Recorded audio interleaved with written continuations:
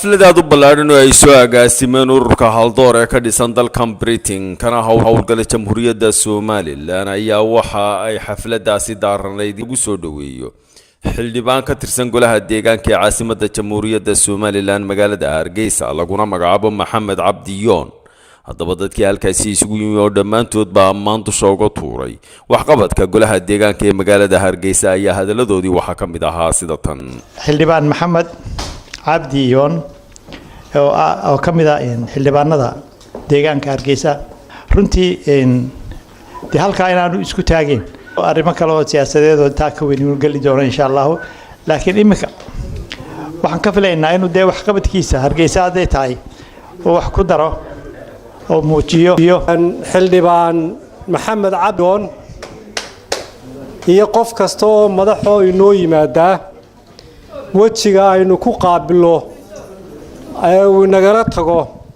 ayuuba wax ku qabtaa oo uu ogaadaa wadankeennii aynu aragnay dhalinyaro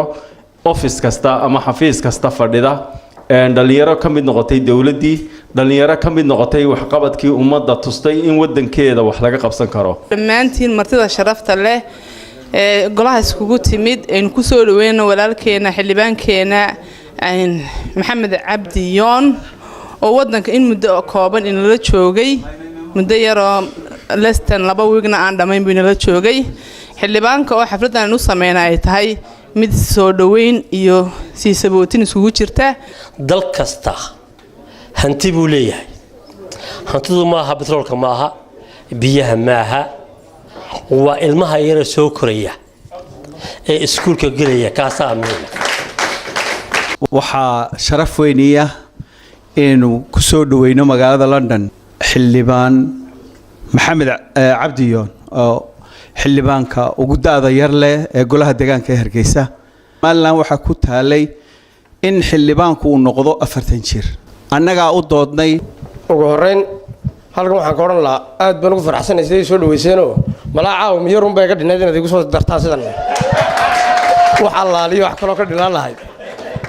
ma jirto laawa alxamdulillah dalaan madax ka hayo dadkooda dabadii ku halkan bay jeceliin banjo inta aan qolada qurbaa ka wada tigin dardaaran ma sii faraya iyaga aanu soo gud dambeeyo waxay kala oranayaa dadkayga qurbaa joogay aad kana jecel waxaan jeclaan lahaa laba mid inay nolol soo noqdaan ama iyagoo aqoon soo bartay oo dadkeenii ku soo celinaya aqoonta inay noo yimaadaan ama iyagoo wax soo dhisanayo dadkii investment kala gelinaya inay noo yimaadaan anagu ka golo deegaan ahaan aan joognay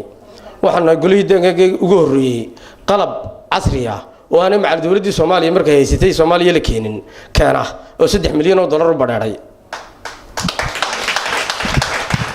awal waxaan ugu nimiyado isku rogada dawladda hoose la soo kareesto ee jeega qaadaysa wadada dhisaysa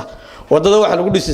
jiray si maan walana imika taagla ku arkasaan oo kale beefirtu dhigasaan dhigana daraad baa lagu bilaaway horena waan u dhigno madaxtooyada maxraatibaygood Aynaawi Cismaan Ducaale TV-ga qaranka jamhuuriyadda Soomaaliland London